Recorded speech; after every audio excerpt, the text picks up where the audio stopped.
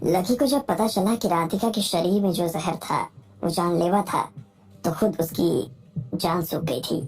Lucky तुरंत मेहरा परिवार को छोड़कर राधिका के पास में उससे मिलने के लिए हॉस्पिटल आ गया। राधिका की हालत बहुत खराब हो चुकी थी और अब उससे कुछ भी समझ नहीं आ रहा था। ऐसे में रीना ने लकी से कहा कि राधिका का इलाज ग्रीन के फूल से हो सकता था, लेकिन उसके लिए उसका आश्रम जाना बहुत जरूरी था। लकी ने इस मामले में बिना देर किए हाँ कर दी और शीना ने उनके टिकट बुक करवा दिए। इधर डॉक्टर ने राधिका को दवा देकर उसे सुला दिया था। लकी ने भी पृथ्वीराज को बता दिया कि वो राधिका को लेकर हिमाचल में बने आश्रम में जा रहा था, लेकिन पृथ्वीराज को पहले से पता था कि राधिका के शरीर में जो जहर घुल रहा था उसका कोई इलाज नहीं था।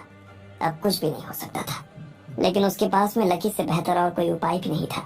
भले ही वो मन मन ये चीज मान कर बैठ चुका था कि जिस तरह से उसने अपनी बेटी को खोया था उसी तरह से वो राधिका को भी खो देने वाला था, लेकिन वो इस चीज को लकी को बताकर निराश नहीं करना चाहता था।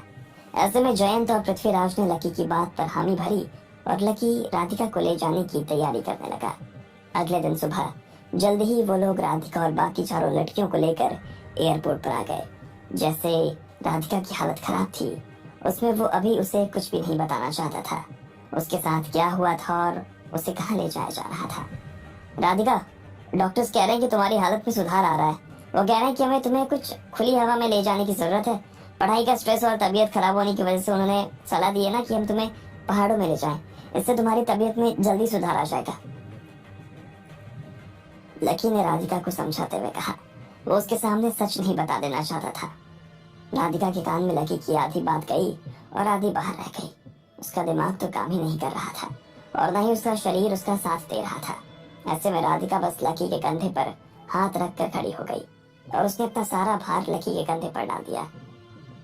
लकी, एक बात कहूं, मैं खुद भी तुमसे बहुत दिनों से ना यही कहने वाली थी कि मुझे पहाड़ों में गए बहुत टाइम हो गया। बहुत दिनों से नदी नहीं देखी है। जब मैं गांव में थी तो रोज नदी देखा करती, लेकिन अब तो पता नहीं कितने दिनों से उसके पानी में अपने पैर भी नहीं डाले। चलो कोई नहीं, तबीयत सही करने के बहाने ही सही, लेकिन मुझे छुट्टी तो मिली। उफ। राधिका ने अधखुली आंखों से लकी को देखा और मुस्कुराने लगी। उसकी बात सुनकर लकी की कोरें भीगने लगी थी, लेकिन इतने में उसने अपनी नजर घुमा ली। राधिका की हालत जितनी भी नाजुक नजर आ रही थी, उसे देखकर उन चारों लड़कियों को भी डर लगने लगा।